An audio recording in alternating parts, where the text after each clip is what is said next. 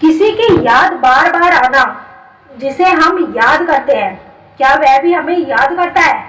यदि आप किसी की यादों को लेकर बहुत ज्यादा परेशान हैं और चाहकर भी उसकी यादों को रोक नहीं पा रहे हो, तो वीडियो के अंत तक बने रहिए।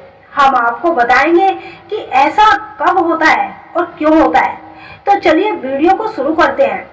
मनोविज्ञान कहता है कि जब आपका मूड अचानक से उदास हो जाता है, तो यह एक बहुत प्रभावशाली संकेत होते हैं कि कोई आपको बहुत ज्यादा याद कर रहा है।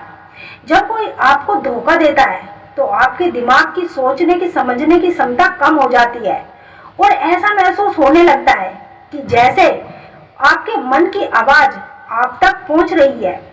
मनोविज्ञान कहता है, जब कोई पुरुष किसी स्त्री को बार बार जितना अधिक सोचता है, वह स्त्री उतनी ही जल्दी उसकी भावनाओं को महसूस करने लगती है। लेकिन कैसे और क्यों? सिर्फ सोचने भर से एक स्त्री आपके करीब खींची चली जाती है। सोचने की ताकत एक कल्पना नहीं, विज्ञान है। मानव मस्तिष्क की गहराइयों में छिपे रहस्य। विज्ञान और मनोविज्ञान दोनों के लिए सदैव रोचक रहे हैं। जब बात प्रेम, आकर्षण और मानसिक ऊर्जा की होती है, तब ये विषय और भी रहस्यमय हो जाती है। ऐसा कहा जाता है कि यदि कोई पुरुष बार बार दिन रात लगातार किसी स्त्री को याद करता है, उसे सोचता है, तो उसका मानसिक ऊर्जा स्तर का प्रभाव उस स्त्री पर जरूर पड़ता है। मनोविज्ञान के कुछ सिद्धांत, न्यूरोसाइंस ऊर्जा का धारणा, इस विचार को समर्थन प्रदान करते हैं। यदि दो लोगों के बीच भावनात्मक या आध्यात्मिक संबंध हो, तो वह ऊर्जा दूसरे व्यक्ति तक भी पहुंचती है और एक दूसरे के बीच बेचैनी महसूस होती है।